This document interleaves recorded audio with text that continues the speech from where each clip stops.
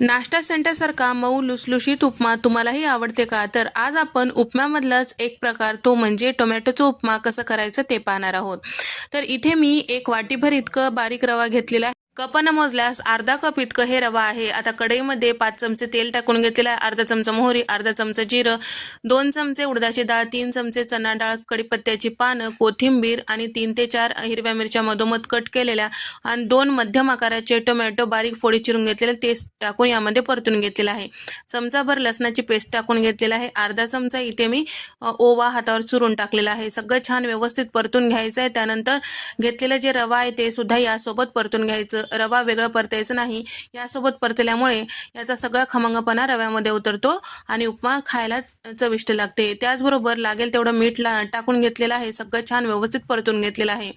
रव्याला छान असं कोरडेपणा येईपर्यंत परतून घ्यायचं. त्यानंतर जेवढं आपण रवा घेतलेला आहे त्याच्या दुप्पट पाणी टाकायचं.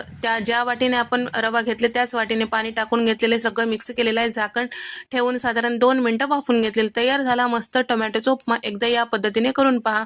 आवडल्यास लाईक करा, शेअर करा, सबस्क्राईब करा.